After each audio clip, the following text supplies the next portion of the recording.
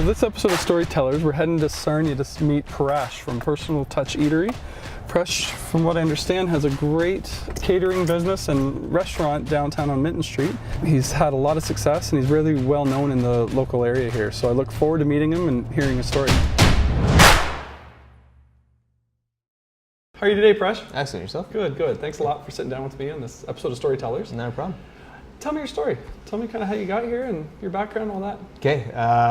Goes a little bit in a different direction first. So growing up, my dad is an accountant, grandfather's an accountant, mom was in the bank, so always kind of had a business, kind of that mathematic kind of background. Yeah. I fast-tracked through high school. I did it 4 years, kind of eliminated any biology, chemistry, anything like that I kind of didn't think I needed for anything, and ended up going to Laurier for economics and accounting. So I worked in different financial institutions. I worked at the currency exchange down in Blue Water Bridge and stuff like that. Now, when I graduated, never was able to get a job in an accounting firm. I applied probably at like 140 firms across Ontario, but then I had an opportunity to get into a franchise. It happened to be a franchise gas station. So we kind of got into it and looked at some different loans and operations to get into it. That kind of run my own business in the sense, like, I mean, in a franchise, you're still operating as your own. And to me, it was an opportunity to kind of get my foot in the door that way. But again, it was just kind of something that I realized it's not the direction I want to go for the rest of my life. Yeah. It was good, but again, in being a franchise, they took away a lot of the opportunity to be creative and try to, bring in new products. A lot of times for me in Sarnia, I knew what the market was. I'd grown up here, I was born and raised here. Yeah. So for me, I was like, okay, I know this isn't going to work, but as a franchise, they were doing it anyways. Then I'm kind of like, okay, now you're making me lose. You're making me lose money. You're kind of like working for somebody now. Yeah. So it's like, okay, this isn't the direction I want to go. So one thing that, whether it was throughout high school or university, I'd always worked in kitchens. Decided to go back to culinary school. So I ended up going to Fanshawe. So then it took me to the path of where, I just basically continued to work at different restaurants. Lowe's Lounge and Petit Flarity's initially when I moved back. Then I went out west to Canmore, Alberta for 6 months. My aunt and uncle had a place out there, so I had the opportunity to work out there. So I ran into a restaurant out there that was owned by a guy from Sarnia. No way. Chances are really small, and they happened to be hiring at the time, which was amazing. Yeah. So it was just one of those things that worked out great. Everything clicked, yeah. And then I ended up coming back here, and on my way back here, ended up having an opportunity to, Patty's was looking for somebody to come back, so I ended up coming back on to Patty's as a kitchen manager. Cool. And then shortly after, I got an opportunity to work back at Fanshawe. They actually called me to say, would you like to work here? Working with food and beverage students at that time. Yeah. Unfortunately, I didn't have my red seal at that time, so I couldn't work with culinary students. But I mean, working in the college environment regardless was a great opportunity because it was just something that I could kind of work with different chefs. You get to work with students. I mean, it's educational for myself. For sure, yeah. Plus, I mean, I'm getting that leadership experience too. Yeah. I get to cook with so many different ingredients and spices and stuff like that, and that's where really like my passion for global and international cuisine has kind of come from. So working there, I kind of got the patty. I wanted to cook something different. Now, I enjoyed my time at Patty Flarity's. It was great. Everybody cooked. It's a lot of scratch cooking, which was fantastic. But again, it's still a franchise. And so I knew from my experience as a franchise with Pioneer, I knew what the limitations were in terms of how far I could go in that realm. Yeah. Started out doing some private dinners. Just for some friends and family, like doing in-home dinner for 6, dinner for 10, something like that, like a 3-course. They don't know the menu. It's kind of a trust me. You give me a guideline, whether you have any allergies, anything like that, and then I'd basically go in and cook and do a dinner, and they started going off really well. And I thought, okay, this is great. I can do this, but I couldn't do this full time, and that would be my only income. So I was, just started trying to come up with different ideas, and my dad ended up coming up. He saw some listings from different businesses on sale, and he ended up showing me this location. He's like, "Oh, it's an old restaurant. That what would you think?" So looked into it. It was a great opportunity to think, okay, I could have a place that could be open kind of during the day, do my prep, create a menu that I'm open during the daytime, and then still do these dinners in the evenings, weekends, and stuff like that. So that's kind of where the concept came from for the restaurant. Wow. And now it's been almost 7 years. And it's amazing how many different experiences you're able to pick up to come together that once you kind of took that step, I'm sure the learning curve was a little lower than most. Yeah, definitely. I mean, the nice thing was, again, like I had the background of the business, operating a franchise. Yeah. Like, I mean, hiring employees, taking care of the accounting, doing, You know, the learn a paperwork, lot of that stuff kind there of that stuff. people struggle with off the start, Yeah. but they're kind of giving it to you. And then in addition, then having to be a kitchen manager at a restaurant, Yeah. I had that experience as well. So whether it be scheduling and ordering and Yeah. stuff like that. So I really got both worlds. So yeah, like personal touch eatery and catering. Yep. So the idea again, eatery and catering. So the catering side of it was initially that sort of idea. It was just doing some private in-home dinners and stuff like that. Yep.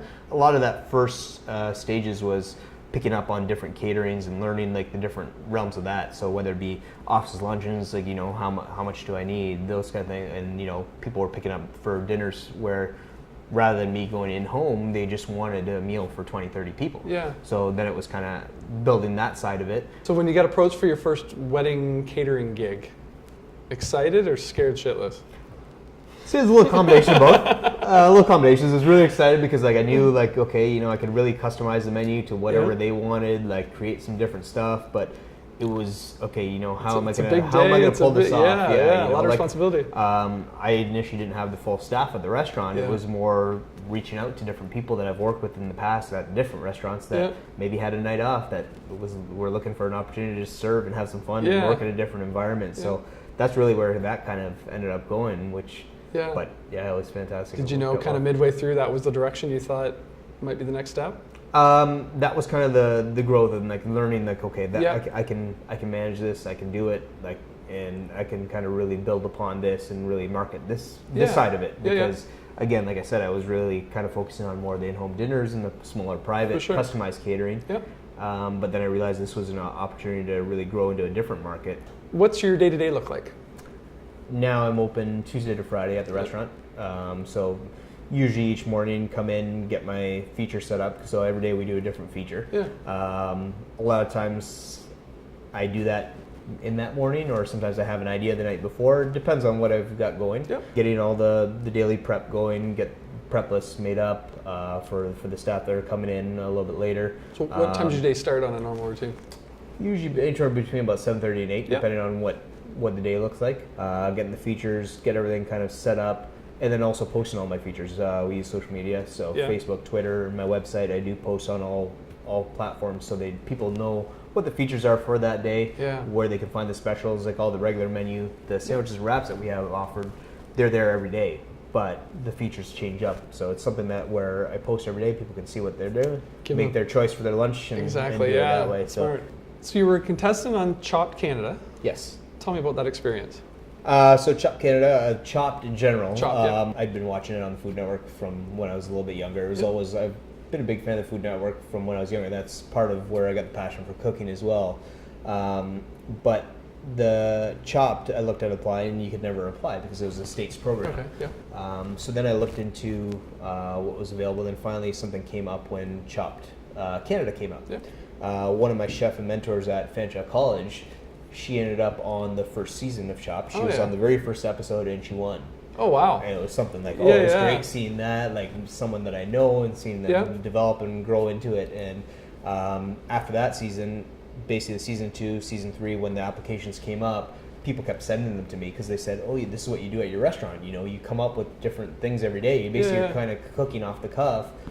I think this is right up your alley. My family's always said that, just supported me in that sense. So the nice thing is with a season of Chopped, 4 contestants each episode. Okay. 13 episodes in a season. So, 52 people in Canada basically make it a season. Yeah. So, I mean, really your chances are pretty slim. So for me to get to that point, I thought, okay, I'm doing pretty well. And then I got a call back to go on the show, and it was just like, okay, well, That's awesome. just to be on there was fantastic. Yeah. Even though I knew I didn't win, we put on a viewing party, sold tickets and did it as a fundraiser. For me, it was good to give back to the community that way. The experience of the viewing party and just people seeing it on TV is really giving me a lot of exposure. That's great. That opportunity like that obviously doesn't come around very often. No, so the fact that you could leverage it to kind of open up some new doors, that's fantastic. Yeah. So what motivates you to keep going and to kind of try these new things that you've been doing? It's the clients, really. Like, for me, it's the people that I'm cooking for, and that's, I think, the catering industry and cooking in general. I mean, seeing people and the results and seeing people come together. I mean, I think for me, food really brings people together. I see that, like, whether it be families or weddings, it's always you're seeing more and more people together. Like dining out, people are always together having fun, enjoying. So I mean, to me, to be able to be part of that and bring that enjoyment and take kind of the stress out of their experience, and that's really kind of what keeps me going. What tricks do you use to stay focused and productive? It seems like, again, you get a lot going in the course of a day, and you lean on like a lot of the times with the staff and stuff to help out. Like I kind of get them to kind of worry about what's going on the day to day, like the restaurant sales and stuff like that. And for me, you know, keeping tabs on where my caterings are, and you know, a calendar's always good. I have a paper calendar plus an online calendar, so I kind of have it in a few places just to kind of make sure that I've got it going on in my head. Check and double check. Check and double check. So I think that's the main thing about, like, I guess not necessarily a trick, but just making sure I've got everything in places and have checks and balances to be able to make sure. And I guess that's kind of the accounting side of it, that I still have those, you know, kind of a spreadsheet sort of format to be able to keep myself in check of where I'm at for each catering. Is there anything that keeps you up at night? A lot of time prep lists. Prep lists and catering and ideas and like, you know, maybe I've got an idea in my head of what I want to do for a menu, and it's just I've got ideas swirling around in my head of how I'm going to come up with it, or you know, I might have an ingredient that I picked up at the market that I want to use as a feature. Okay, what am I actually going to do? What's my direction? You know, I'm going to use it on Wednesday, or I'm going to use it on Thursday, and like, you know, how am I going to put this together? And just sometimes that's probably the most of what keeps me going. Yeah. Cool. Yeah. How important is work-life balance to you? To me, it is definitely important because I know... Is it attainable? That's the other piece of this. It's, well, so in the culinary world, in the restaurant industry, generally, I mean, you're working when everybody else is off. It's part of the, like, I mean, that was with the gas station and with the culinary industry. You know that basically you're sacrificing certain days because that's when people are coming in to order, or coming in to eat and stuff like that. But the nice thing is about creating the setup that I have had, you know, technically I'm open Tuesday to Friday, 10:30 to 5:30. I mean, I'm off every Saturday. Does that mean I'm off? No, but I'm catering, I think, 90% of the Saturdays. But the nice thing is having that kind of a setup, I have the opportunity. I think my hard part about being attainable is that I have a hard time saying no. And that's kind of really where it comes down to it. But I mean, overall, do I have the opportunity to have that balance? I try to, you know, I try to make time for a weekend away with my wife or something like that, where we can just not have to worry about it, you know, go down to Toronto, see my family that way. Let somebody else cook for you. Yeah, exactly. And I mean, whether I cook when we're away or something like that, anyways, I still enjoy it. Like it's a different realm, you know, when you don't have that stress, or you're cooking for family, you know, you're kicked back. It's a little bit different when you're. But most of my family enjoys cooking anyway. So when I go down, they're always trying or experimenting something new that they want to show to me that they've worked on. So it's fun that way. Like so it's good. How do you avoid burnout with all this that you got going on? That's, again, it's a hard thing to do because you know, and it's just trying to work with your schedule. I think is the biggest thing is you know, yes, I can schedule myself, you know, 4 or 5 nights, but you know, when you have 3 weddings or 2 weddings and another catering, I got to make sure I try and book a day where I don't take anything, you know, and those are the days where I try to, you know, I might say no, because those are the times where I might have to really kind of step back and just kind of pull myself back a little bit, because if I don't, then, you know, quickly enough I can look at, you know, 20 days in a row where there's no break and you're working sometimes 16, 18 hours a day, and then all of a sudden it just, How do you define success? Success to me is based on the people. For me, it's the guests that I'm catering to, and their reactions and their experiences, and getting letters back saying, "Oh, we did this," or reviews back. To me, that's where that success is, because I mean, for me, I think the financial will come with it, and you see that part of it. But I think if people trust and believe in your product, and really, like, when I hear people, "Oh, you came highly recommended," or something like that, that's really where to me that's a great feeling, because I know that what I've done is made it memorable for them, that they're willing to share with others. It's funny how many people don't consider customer service as the #1 priority in business, and you're seeing it yourself, obviously. That word of mouth travels 10 times faster than any piece of marketing or advertising you're ever going to do out there by putting out a good product. Absolutely, right? And especially in a town and a community like Sarnia-Lambton and Sarnia, I find it more than anywhere else you might be, but but people talk. And they'll really tell you when they don't. Yeah, absolutely. So,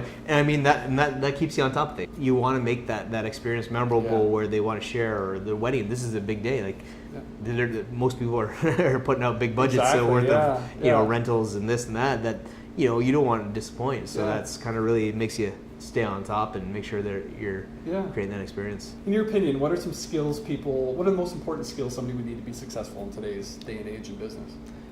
I think overall it's going to depend on what business area you're in. I think each business will create your own different skill set that you're going to need. You know, my knife cutting skills may not translate to somebody else, but for the culinary world, I mean, knife cutting, your basic like cooking skills are definitely needed, but I think leadership is a big thing because most of the time when you're in a kitchen, you're working with a team, and if you don't have that ability to, you should be able to motivate, be able to keep on top and be able to make your staff work well, and I think having a thick skin, being able to, take some bumps and bruises along the way, because any small business, there's going to be times and things that are going to really knock you down or really make it tough for you, and then how do you get up from that, or how do you recover, and what do you do from there? Exactly.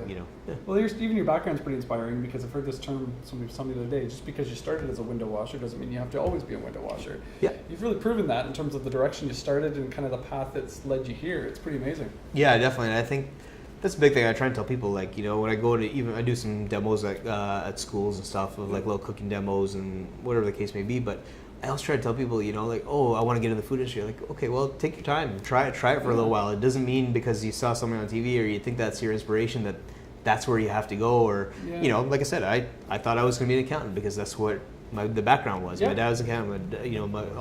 Both my brothers have gone in the financial industry. I just thought, okay, that's where I'm going.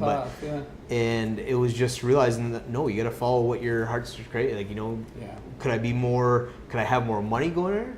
Maybe I could go, I could have more money doing another route, but am I successful in the sense of being happy and enjoying my life and really like doing something that I enjoy day to day? Yeah. I think that's really where it comes back to. So if you do what you love, eventually money will follow. Right?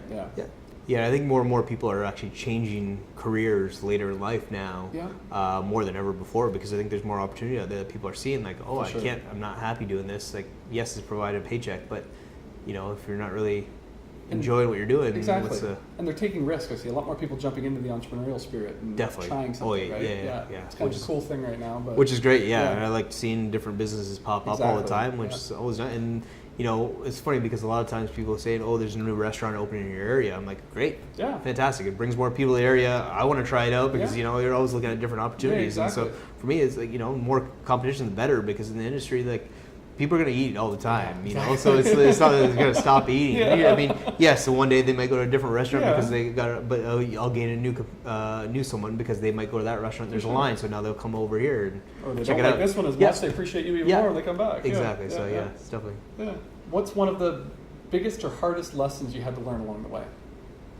Probably have to say delegation, like just delegating certain tasks, understanding where my strengths really are, and I mean.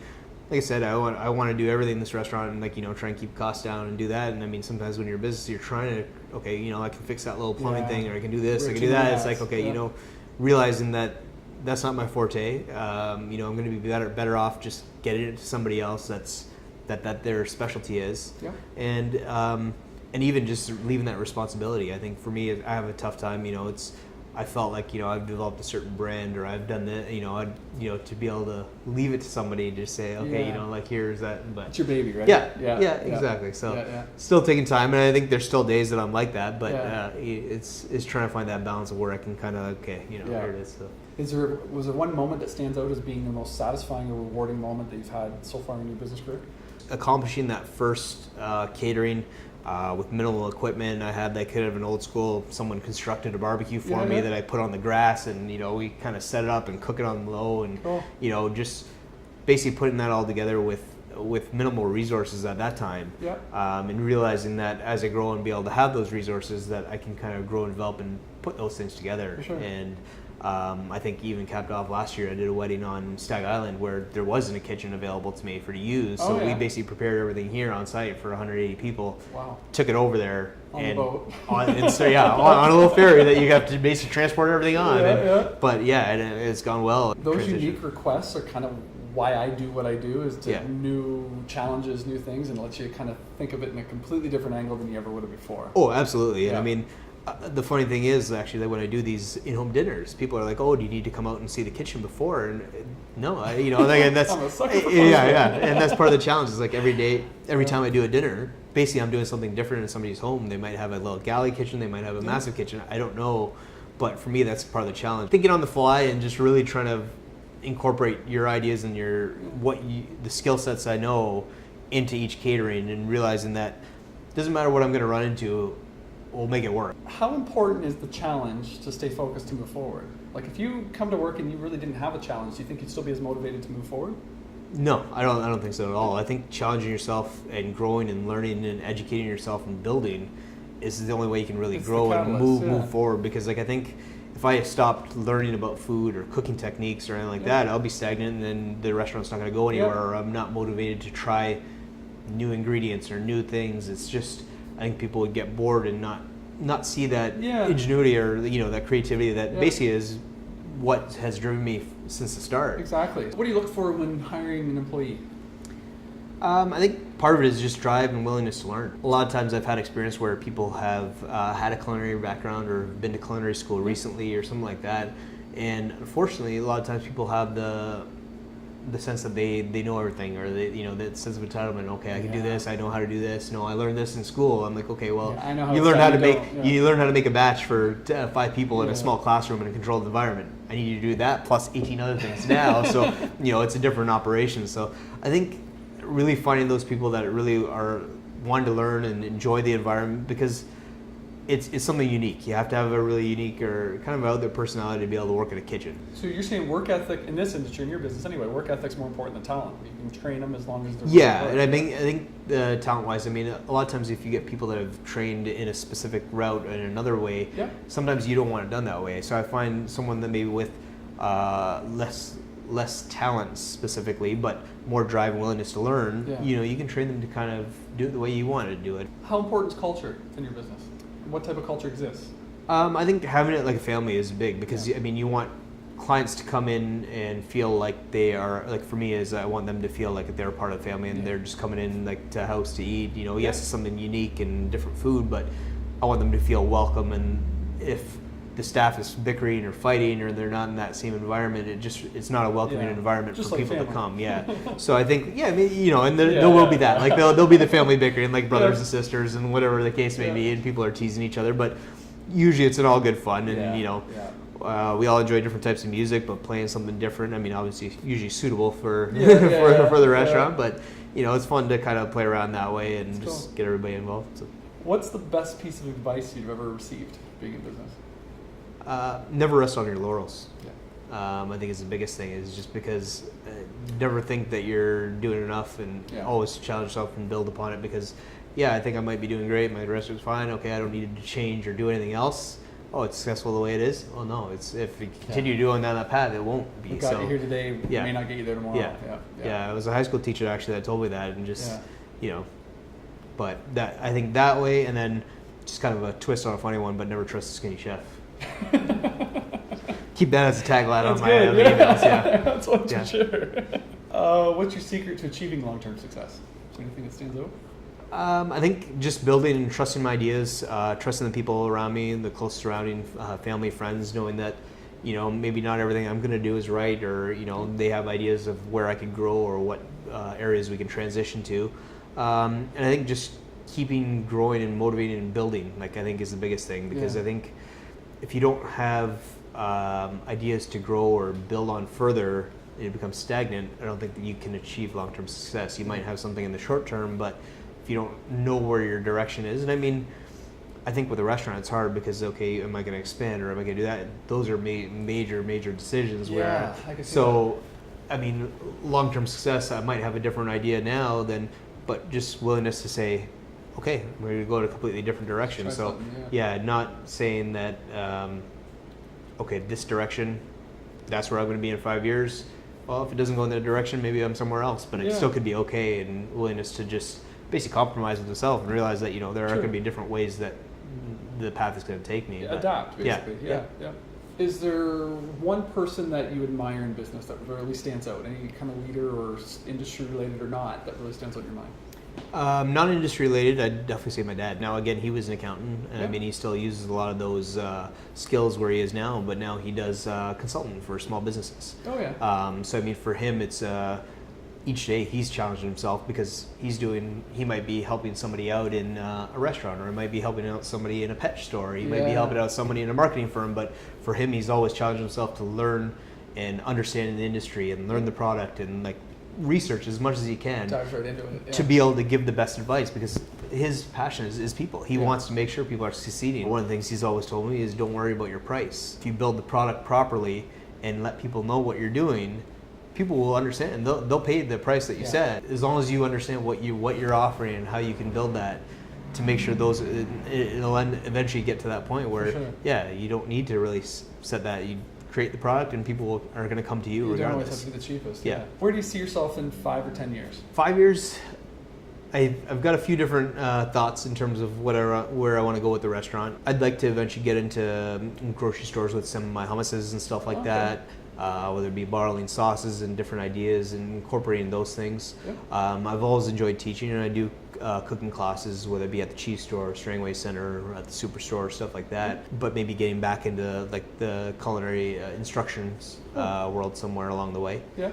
If I still have this location, if I've expanded it to, do I want to get into a franchise setup? Because I've kind of disliked franchises, do I want to franchise myself and get something in that way? So I've had ideas and different things like that. I mean, eventually I wish if I could be retired in 10 years, that'd be fantastic. I don't think that's a realistic goal, but you definitely, by the sounds of things, not scared to try something totally new. So who knows what 10 years will bring. Yeah, exactly. And I think that's the biggest thing, is because I'm challenging myself all the time. I don't know necessarily 10 years if anything's going to be the same. I might be in a completely different industry. Well, not necessarily a different industry, but probably something food related at the time, but it could be in a different capacity altogether. What's the one piece of advice you'd give somebody new starting out in the restaurant world? Biggest thing I would say is work in it. Dive deep, work in it. Put your head down and try it. Like knowing that you're probably not going to be on TV to start. You're not going to be the head chef. You're not going to have the opportunity to create your menus right off the bat. You're going to take them to grow, and you're going to. I think you'll find after a short time whether you're going to really enjoy that environment or whether you're going to hate it, and whether you could be in there for a year peeling potatoes and carrots and onions and doing that, and still know whether you're going to like that environment just because of the camaraderie that you get in a kitchen and how people work together. And I think some people really thrive in it, and other people just they see it that's not their forte. But I think the only way you're really going to ever understand that is just consume yourself in it.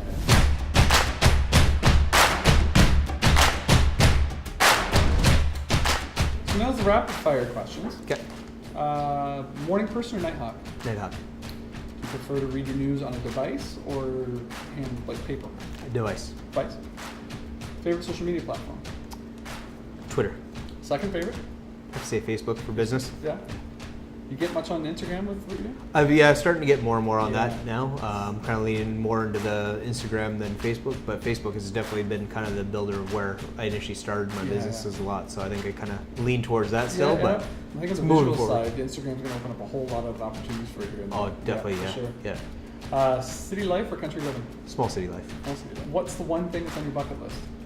Doing a safari in Africa. Oh, yeah. Biggest pet peeve? Time. Beat on time. Oh yeah. If they're late or anything like that, I'm that person that's there 15 or 10 minutes early. I'll set up my car because I know if you're too early, you're inconveniencing the other person too, right? If you have a meeting at 4, I don't want to be there at 3:30 because they're scheduled to 4. Exactly. But making sure you're there. I'm 100% with you on that one. Favorite food? That's a good question for you. I'd say pizza. Pizza. Yeah. Any particular brand, or do they make it your own? No, I like doing my own, but do you deal with any of the chains or not even? In town, my preference is Geraci's actually. But I still there's other foods that I like. But there's so many different. I could give you a name off a million different things for food. I could say duck confit, I could say lamb, I could say that. My mom's chicken curry, or there's too many. Pizza's still kind of the go-to that just when I don't feel like cooking, or if just it's a go-to. Dogs or cats? Cats. Clean desk or messy desk? Organized confusion. There you go. Thank you very much, Paresh. Thank you. Appreciate it.